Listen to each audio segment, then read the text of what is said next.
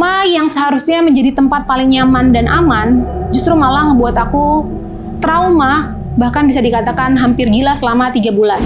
Pet ke dinding, terus mereka tuh kayak merayap gitu ke atas. Jadi sosoknya tuh kayak besar, tinggi, ya kan? Tapi nggak jelas. Aku tadi mati lampu, Po. Terus ada dua sosok besar gitu di rumah aku. Terus emponya bilang gini, oh itu digangguin lu ya, menjin kali. Tiba-tiba pas aku jalan itu ada dari pohon pisang, itu aku ngeliat sekelibetan ya, itu kayak ada putih bentuknya kayak cewek rambut panjang, terus dia sambil terbang ke pohon beringin, terus kayak hihihi gitu.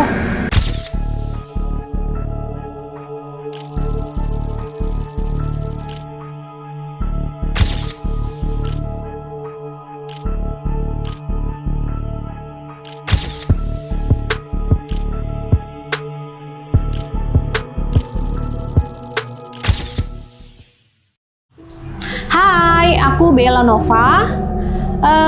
Bisa dikatakan aku terlahir sebagai seorang yang kurang beruntung atau nggak punya banyak pilihan.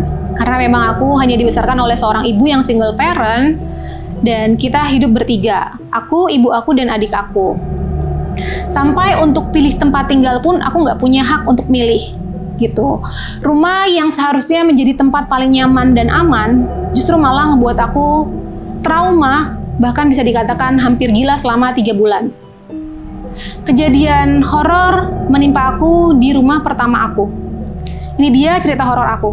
Jadi dulu mama aku tuh pernah beli rumah yang bisa dikatakan harganya tuh murah banget. Yang aku tahu dulu tuh memang khusus orang-orang yang nggak mampu kayak aku gitu. Kayak misalnya ada pengamen yang beli rumah di situ, terus juga ada tukang asongan. Pokoknya orang-orang yang kurang mampu gitu. Karena memang tanahnya itu setahu aku dulu tuh kayak masih tanah yang belum jelas gitu kepemilikannya. Seingat aku di rumah aku itu dulu bisa dikatakan masih sepi banget karena masih banyak pohon-pohon tuh. Terus persis di depan rumah aku tuh ada kayak bioskop besar, dan itu tuh kayak bioskop rontok gitu loh.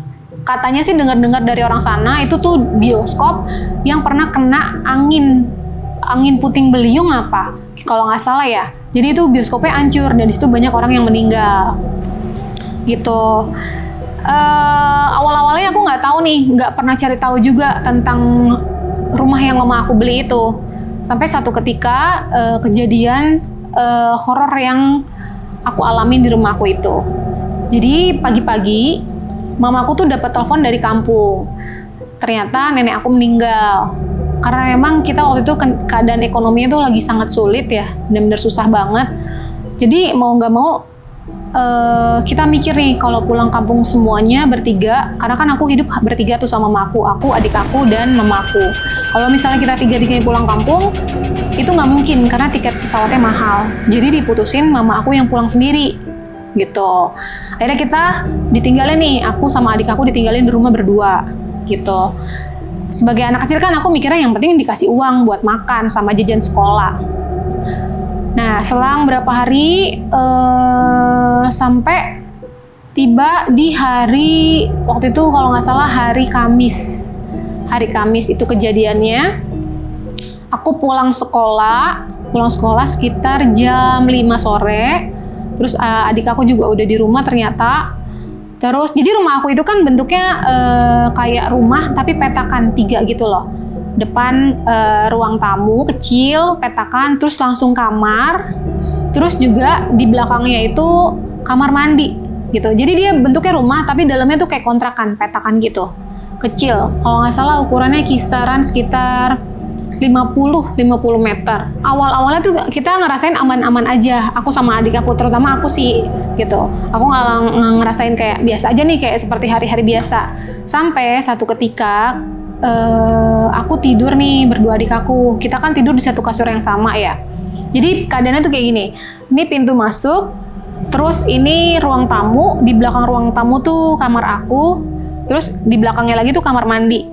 Nah jadi dari ruang tamu ke arah kamar aku, terus ke arah kamar mandi itu plong. Cuma ada kayak pintu gini doang, tapi nggak ada pintunya. Cuma ada bolongan gitu doang. Nah, Kalau untuk kamar aku juga nggak ada pintunya, jadi benar-benar kayak kontrakan petakan. Nah, tiba-tiba jam 2 malam itu aku nggak tahu kenapa, tiba-tiba aku ngendusin tuh kayak tiba-tiba aku kayak kebangun karena aku ngerasa skring rumah aku tuh tiba-tiba bunyi cetak gitu. Di situ posisinya aku sama adik aku tidur kan, tapi adik aku nggak bangun, yang ngendusin cuma aku. Jadi pas aku ngendusin itu keadaannya gelap banget, bener-bener gelap banget karena kan memang rumahnya masih kampung gitu ya, jadi jarang lampu. Jadi kita cuma ngandelin lampu dari rumah kita aja gitu. Nah, apa kabarnya kalau rumah aku kan mati semua tuh lampunya. Nah, pas itu aku sadar kayak ngeh gitu, kayak ngendusin, kayak kok lampu mati ya gitu. Terus aku belum bangun tuh, aku belum sempat bangun, tiba-tiba aku ngeliat ada kayak dua orang masuk ke kamar aku. Jadi kan ini kan ruang tamu, terus di sininya pintu kan. Nah, ada orang tuh kayak masuk ke dalam kamar aku gitu. Terus aku agak meremin mataku dikit gini karena aku takut kalau misalnya aku melekin mataku, dari mata kita kan ini ada cahaya ya, jadi aku takut orang itu tuh sadar kalau aku melek gitu. Jadi di situ tuh kepikirannya aku kalau ada maling datang ke kamar aku, masuk ke rumah aku gitu, karena tahu mungkin aku mikirnya karena dia tahu mungkin aku sama adik aku lagi tinggalin sama mama aku. Aku nggak berani diri, nggak berani melekin mata, tapi aku cuma kayak sedikit ngintip gini dan aku ngeliat bener-bener jelas banget. Dua orang itu, aku nggak tahu itu apa ya. Pokoknya dua sosok itu, yang satunya itu berdiri di pojokan kasur aku. Terus yang satunya lagi ini kayak sempat merhatiin adik aku. Nah, aku di situ mikirnya kayak, oh ini maling nih mau ngambil uang gitu. Karena kan aku dikasih uang sama mamaku kan. Ya mungkin dulu masih kecil mikirnya kayak kalau kita punya uang ada maling, mungkin maling mau mau coba narik uang kita atau gimana gitu ya. Terus mereka dua sosok ini tuh keluar terus ke arah kamar mandi. Kamar mandi itu benar-benar dempet banget sama kamar aku, ya kan? Jadi kita cuma disekat-sekat doang. Nah, itu tuh di situ tuh kamar mandi aku tuh benar-benar berisik banget, kayak berentang-berenteng karena kan kita nggak cuci piring kan selama ditinggal sama mama aku gitu. Itu aku benar-benar takut. Waktu mereka keluar dari kamar, aku benar-benar berusaha banget untuk bangunin adik aku kan, tapi dengan suara pelan. Nama adik aku kan Sasa ya, Sa bangun gitu, karena aku biar dia tuh sadar gitu, kita tuh ada yang masuk nih ke rumah kita gitu. Tapi adik aku bener-bener nggak bangun banget gitu. Terus pas aku lagi bangun adik aku masuk nih, yang dua tadi itu lagi masuk lagi, ya kan ke kamar aku. Terus aku merem lagi, takut, aku mindik-mindik gini doang. Dan tiba-tiba di situ aku shock banget. Dua sosok ini tuh mepet ke dinding, terus mereka tuh kayak merayap gitu ke atas. Jadi sosoknya tuh kayak besar, tinggi, ya kan? Tapi nggak jelas, tiba-tiba hilang gitu. Nah, di situ jujur aku belum sadar gitu kalau itu tuh ternyata yang aku lihat bukan manusia gitu. Sampai itu kan kejadian itu jam 1:30 ya. Sampai akhirnya ketika jam 3-an aku ngendusin denger, kan dulu kan kalau rumah-rumah yang murah gitu kan dindingnya dempet-dempetan sama tetangga ya. Jadi aku ada tetangga namanya Po Iis gitu. Nah, Po Iis ini mamaku nitipin ke dia, Po Ida gitu, anaknya namanya Iis, jadi dipanggilnya namanya Po Iis. Nah, si Po Iis ini aku dengar rumahnya itu zaman dulu kan kita masih pakai kipas yang dimuter di atas ya, muter di dinding gitu.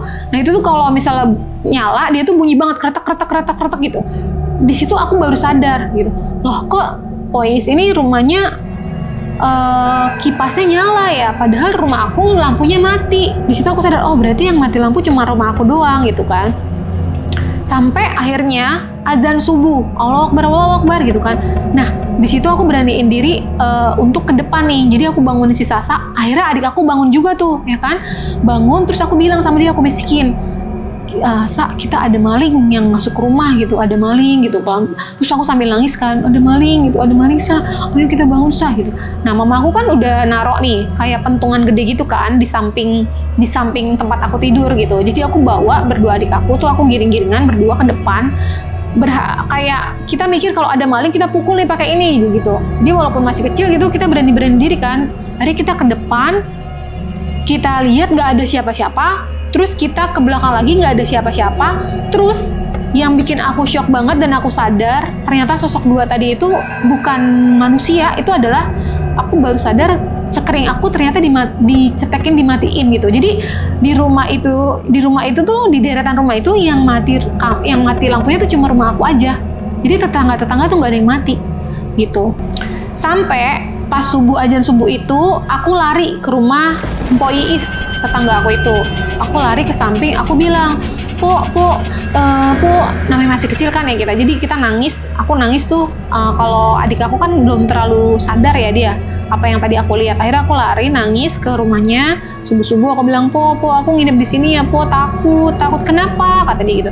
Takut, Po, takut tadi ada dua yang masuk rumah gitu. Aku bilang gitu kan, masih kecil kan. Terus ada dua orang, apa sih, masa nggak ada apa-apa. Terus aku bilang kan, Po, tadi rumahnya mati lampu nggak? Enggak, nyala terus gitu kan. Terus aku bilang, rumahku tadi mati lampu, Po. Terus ada dua sosok besar gitu di rumahku. Terus empoknya bilang gini, oh itu digangguin lu ya, itu ngejin kali gitu. Nah dari situ aku di situ belum cerita sama mama aku karena aku khawatir, karena kan mama aku lagi berduka ya, nenek aku kan lagi meninggal. Nah jadi di kawasan rumah aku itu kayak menurut aku ya waktu masih kecil tuh emang banyak sih kayak tempat-tempat yang menurut aku tuh kayak mistis gitu. Salah satunya, jadi dari rumahku posisi di atas ini ya, di depan rumahku tuh ada salah satu bioskop yang hancur, yang kena angin puting beliung gitu. Katanya sih dulu di situ banyak yang mati, banyak yang meninggal di situ.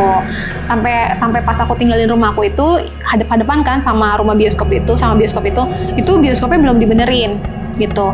Dan nggak jauh dari bioskop itu kita turun ke bawah ya kan, itu ada sungai namanya Sungai Cisadane. Itu bener-bener katanya sih serem banget, katanya di situ tuh banyak yang nyuci tapi ada buaya gitu.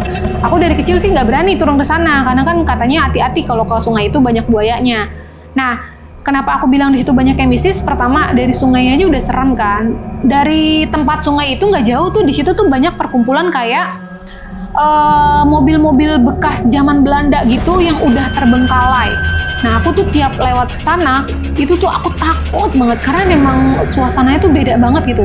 Jadi sekitar ada puluhan mobil bekas zaman Belanda dulu di situ terbengkalai. Di seberang sininya, ini sih yang menurut aku paling mistis ya. Ini tuh ada goa yang ditutupin sama bambu-bambu. Jadi bentuknya bambu begini, tapi masuk tuh ada goa.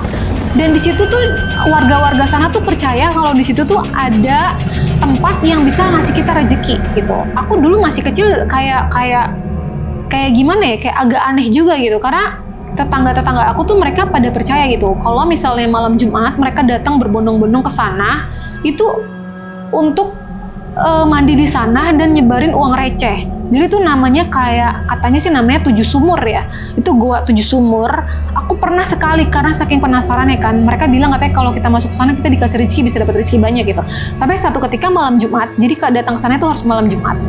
Datang kita sekitar jam 10 malam bareng-bareng ya kan sama tetangga-tetangga saya, termasuk tadi nih tetangga saya. Kita datang ke sana, terus aku disuruh bawa uang receh, uang logam receh gitu. Nah, pas kita masuk ke gua itu, di situ tuh ada sungai-sungai kecil gitu loh, yang disebutnya 7 sumur itu. Jadi ada 7 sumur kecil, kita diharuskan mandi di sana. Ya, kita diharuskan mandi di sana dan sambil ngelempar uang, terus kita kayak berdoa minta sesuatu gitu. Walaupun aku ngerasa kayak itu aneh ya, aku juga kurang percaya dengan kayak gitu-gitu kan ya. Tapi aku ikutin aja karena penasaran gitu. Karena masih kecil juga mungkin ya, jadi pikirnya nggak terlalu panjang. Sampai tiba-tiba aku pulang dari 7 sumur itu, ya kan. Nah, pas malam harinya itu aku tidur, itu aku dimimpiin. Aku dimimpiin sama sosok kakek-kakek. Itu dia nggak ngasih pesan apa-apa, tapi cuma ngeliatin aku dari jauh gitu. Nah, kalau di aku sih nggak terjadi apa-apa ya, tapi di sebelah aku nih, yang tetangga aku itu namanya Mpok Iis, itu dia punya anak ya. Nah kita pas pulang dari sana, itu si Iis sakit selama seminggu. Jadi pas sakit itu dia hampir meninggal karena panasnya tinggi banget, dan dia kayak apa sih namanya sebutannya kalau orang udah nggak sadar tapi ngomongnya ngalur ngidul gitu sambil merem. Dia ngomong katanya Mama Iis dipanggil, diajak naik kuda ya, andong kuda gitu sama cewek pakai baju merah. Arahnya itu, aduh aku merinding, itu arahnya dari si 7 sumur itu gitu. Jadi si Iis mimpin itu gitu. Itu sih kejadiannya yang kedua gitu. Walaupun di situ aku nggak diganggu sih, aku cuma dikasih mimpi aja gitu. Sampai akhirnya si orang tuanya Iis ini, mamahnya ini itu ngesyaratin Iis untuk dibacain doa sama kiai. Akhirnya sembuh Iisnya kayak gitu. Itu kejadian kedua yang menurut aku agak lumayan seram juga di situ. Nah, ada lagi kejadian ketiga itu yang terjadi di diri aku. Itu adalah ini yang ngebuat aku sampai akhirnya aku manggil mama aku untuk pulang. Awalnya kan aku nggak mau telepon mama aku kan karena takut dia kepikiran. Jadi kejadiannya gini, aku lagi ada tugas kelompok di rumah teman sekolah aku. Rumahnya kan lumayan jauh nih ya dari rumah aku, sampai aku naik angkot dulu. Nah, akhirnya aku pulang sekitar jam 10 malam. Jadi untuk masuk ke dalam rumah aku ini, kita harus lewat jalanan ya, itu penuh. Ada pohon pisang, ada pohon beringin, ada pohon kapuk gitu. Nah, kejadiannya itu tuh pas banget malamnya, 1 atau 2 malam itu dari setelah ada salah satu warga sana yang meninggal gitu. Jadi ada salah satu warga yang bisa dikatakan ibu-ibu ya, dia nggak mampu gitu. Dia punya anaknya udah banyak 4, tapi dia tuh kurang mampu gitu loh. Kayak suaminya nganggur, dianya juga cuma kerja jualan jamu. Akhirnya katanya sih dengar-dengar dia itu bunuh diri gara-gara nggak sengaja. Jadi dia kebobolan gitu kan, hamil, anaknya udah banyak, ada 4, terus dia kebobolan punya anak lagi.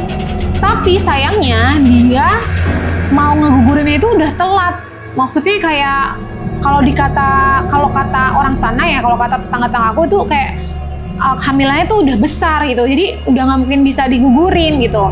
Nah, jadi dia udah hamil sekitar 4 bulan, tapi dia baru kepikiran untuk nggak mau punya anak lagi. Akhirnya dia mutusin untuk minum jamu karena kan dia memang tukang jamu kan. Dia minum jamu sampai dia berharap kalau dia tuh bakal bisa keguguran.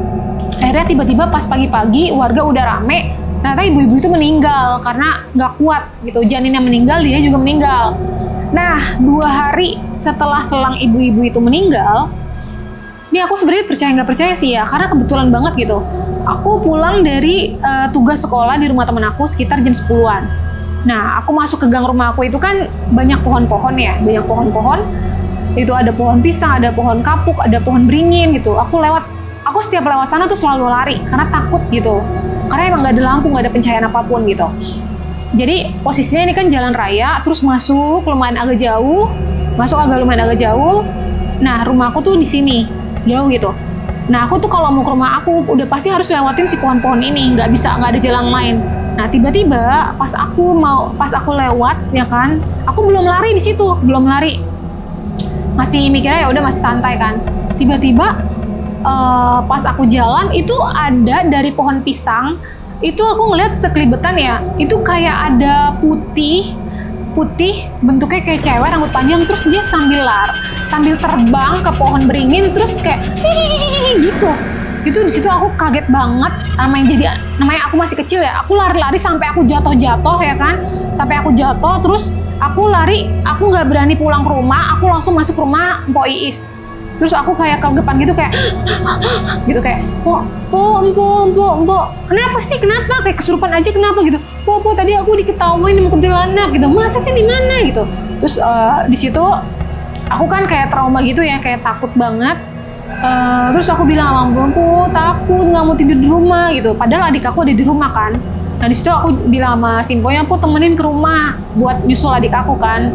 Kasihan soalnya kalau adik aku sendiri kan. Akhirnya aku ke rumah Empo dua-duanya. Nah disitulah kejadian yang ngebuat aku kayak berkali-kali gitu. Aku selama ditinggal mama aku kayak kok ini serem banget gitu, sampai aku bener-bener diketawain banget gitu, diketawain terus kayak bener-bener ketawanya tuh aku bener-bener ngeliat banget sosoknya tuh putih, rambutnya panjang terus kayak terbangnya sekelibat set gitu, tapi sambil ketawa kayak gitu, kayak gitu kan. Terus aku di situ langsung bilang, "Po, telepon mama. Di situ akhirnya mama aku ditelepon sama Mpo. Akhirnya kan mama aku kampungnya lumayan jauh ya, jadi butuh 2 hari kan pulang, karena pulangnya nggak naik pesawat gitu. Selama 2 hari itu aku stay di rumah Mpo Ida itu, kayak gitu. Nah, aku juga pernah kejadian satu hal, tapi ini nggak terjadi di diri aku. Jadi kita kan sesama orang nggak mampu di sana ya, karena memang lingkungannya tuh memang khusus buat orang-orang yang nggak mampu gitu kan. Jadi di daerah perkampungan rumah aku itu ada mitosnya, katanya ada mitosnya. Tadi yang aku bilang kan, jadi di rumah aku tuh ada sungai Cisadane. Katanya tuh di daerah situ tuh mitosnya ya di kampung aku itu katanya kalau ada orang Jawa pendatang yang ngontrak di situ itu pasti digangguin sama penghuni sana. Itu katanya di sana kayak gitu, kisah-kisah yang pernah terjadi gitu. Nah, jadi pernah salah satu hari itu ya, pagi-pagi tuh udah gembor-gembor banget. Jadi di sana tuh sering banget tuh di rumah aku itu kayak tiba-tiba pagi-pagi ada ambulan gitu, yang kayak tadi ibu-ibu yang tukang jamu itu meninggal tiba-tiba. Terus pernah juga tiba-tiba ada ambulan pagi-pagi udah rame ya kan. Jadi aku dengar ada salah satu warga itu dia penjual garam. Dulu kan kalau penjual garam itu dia pakai sepeda ya, yang kanan kirinya tuh ada bakul gitu kan. Nah, dia tuh ceritanya baru pulang jualan garam itu sekitar jam 10 malam. Pulang beres-beres, bersih-bersih. Ini kata yang punya kontrakannya ya. Bersih-bersih, rapi-rapi, dia tidur, tiba-tiba sekitar jam 2 malam, itu yang punya kontrakannya ngeliat tukang garam ini lari kencang banget, itu posisinya merem. Jadi kan rumahku di sini, ini turunan jauh ke bawah, itu sungainya di bawah gitu, kayak sekitar berapa ya kalau bisa dibilang, sekitar 300 meter lah dari rumah aku ke sungai itu. Sungai gede banget kan. Dan sedangkan si tukang garam ini yang ngontrak ini, dia rumahnya itu ke sekitar 70 meter dari rumah aku gitu. Nah, katanya yang punya kontrakan ini, si tukang garam itu lari lewat rumahku terus ke arah bawah, terus dia nyeburin diri ke sungai yang besar itu. Diuber lah sama yang punya kontrakan ini. Dia pikir kenapa kan, dikabur, dia nyamperin, udah nggak ketolong, udah nyemplung si tukang garamnya itu dalam keadaan merem. Tiba-tiba si yang punya kontrakan ini ngomong dong ke warga, tolong segala macam, rame tuh akhirnya kan. Dicoba cari sama warga sana, karena kan memang sungai gede banget, itu nggak ketemu. Sampai akhirnya dipanggil polisi, ketemunya di pagi hari gitu. Konon katanya yang punya kontrakan ini, katanya memang kejadian itu tuh udah sering. Jadi kalau ada pendatang, ya aku nggak tahu ya, katanya kalau pendatang itu kayak orang Jawa gitu, itu pasti diusik gitu. Nah, itu sih kejadian yang buat aku kayak agak shock juga. Ternyata di kawasan rumah aku itu tuh kayak bener-bener bisa dikatakan horor dan banyak mistisnya. Tuh. Dan aku juga sering juga kayak ngelihat sosok-sosok yang kayak jelas nggak jelas gitu loh, kayak ngawang-ngawang yang ada di depan persis rumah aku, yaitu di bioskop yang hancur itu gitu. Jadi aku pernah juga kayak maghrib gitu ya. Jadi kan teman-teman aku pulang sekolah, mereka mau main ke rumah aku. Itu cewek-cewek, terus kan bioskopnya hadapan dari rumah aku kan. Itu tuh teman aku sama aku lagi ngobrol, tiba-tiba kayak ada yang ngintip dari bioskop itu. Ada yang ngintip terus dia nyebrang gitu loh. Jadi kan bioskopnya itu ada jendela gitu kan dari luarnya. Ada jendela. Nah, antara jendela sama jendela kan ada kayak bolongan gitu kan. Jadi kalau ada yang lewat tuh kelihatan gitu loh. Terus aku lagi ngobrol berdua begini, terus tiba-tiba kita saling lihat-lihatan. Dan aku pikir aku doang yang lihat, ternyata teman aku juga ngelihat. Terus kita lihat-lihatan, terus kita langsung masuk ke dalam. Terus aku bilang ke mama aku, "Ma, itu ada gini-gini." Terus kita baca-baca sampai teman aku akhirnya nginep di rumah aku, nggak berani pulang. Itu kejadian keberapa kalinya yang pernah terjadi saat aku tinggal di situ. Sejujurnya kejadian yang ngebuat aku trauma hampir gila itu adalah kejadian yang aku diliatin sosok besar itu di kamar aku. Jadi aku bawaannya takut di dalam rumah aku gitu. Mau masuk tuh takut, ke kamar mandi takut.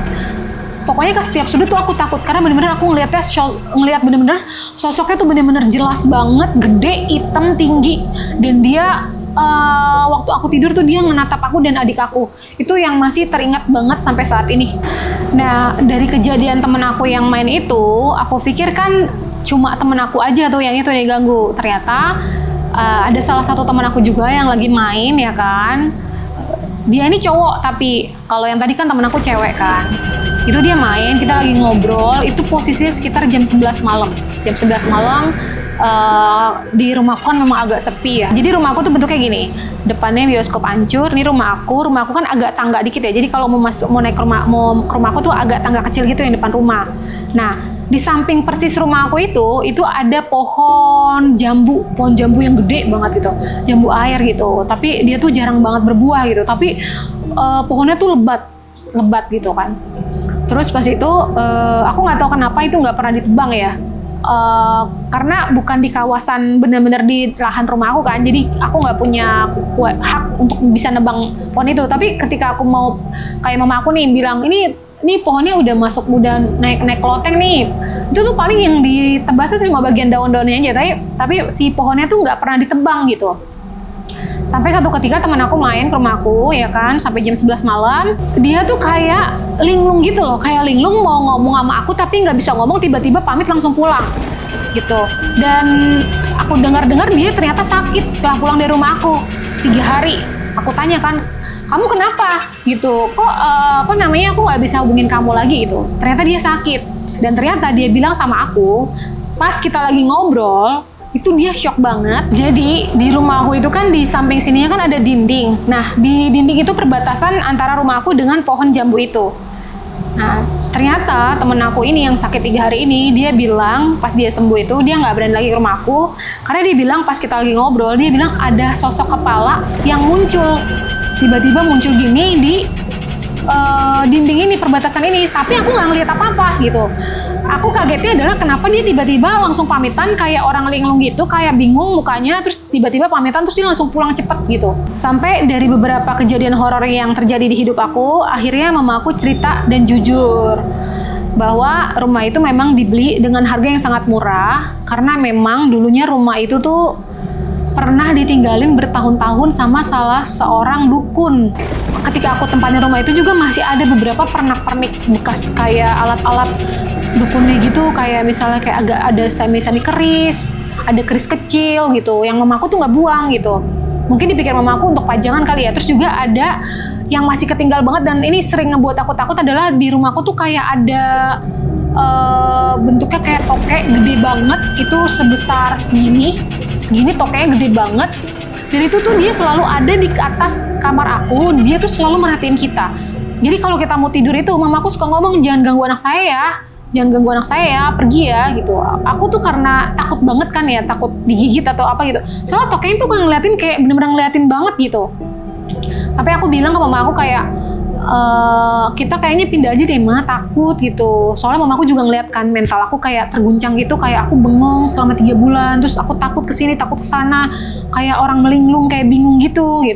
Mamaku mungkin takut aku kenapa-napa kali ya, jadi akhirnya kita putusin untuk kita pindah rumah dan kita jual rumah itu dengan harga murah lagi. Nah, itu dia beberapa pengalaman horor yang pernah terjadi di hidup aku. Mungkin bagi kalian, pengalaman horor itu penting atau nggak penting, tapi semuanya pasti akan membekas di pikiran kalian. Jadi buat kalian yang pernah ngalamin cerita horor atau pengalaman horor di hidup kalian, kalian boleh banget jadi teman horor aku untuk bisa share pengalaman horor kalian di email aku, karena aku bakal buat podcast untuk cerita horor kalian di channel aku Bella Nova TV, yaitu penting gak penting yang penting dibahas. Aku Bella Nova pamit undur diri. Assalamualaikum warahmatullahi wabarakatuh.